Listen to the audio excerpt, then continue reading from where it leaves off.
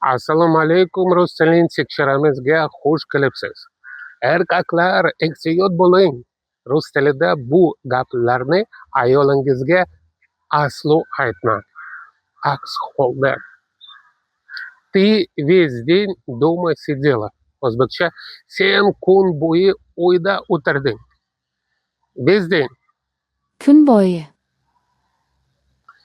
А моя мама готовит вкуснее. O'zbekcha onam esa mazaliroq pishiradi. So'z вкуснее. Mazaliroq. Uspokойся. O'zbekcha tinchlan. Bu so'z ayollarni yanada jahli chaqiradi. Fel успокоиться. Tinchlanmoq. Что ты делала весь день? O'zbekcha kun bo'yi nima qilding? Fel делать. Qilmoq.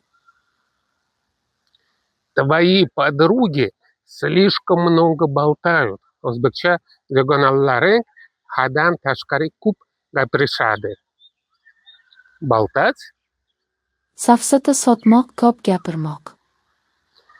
yaxshisi men seni sevaman deb ayting. Rus tilini jonli va qiziqarli o'rganishni istaysizmi? YouTube kanalimizda maxsus uzun videolar bor. U yerda men rus tilidagi matnlarni siz uchun sekin va tushunarli o'qib beraman. Birga takrorlasangiz talaffuzingiz zo'r bo'ladi. Albatta, ko'rib chiqing. Keyingi darsgacha ko'rishguncha.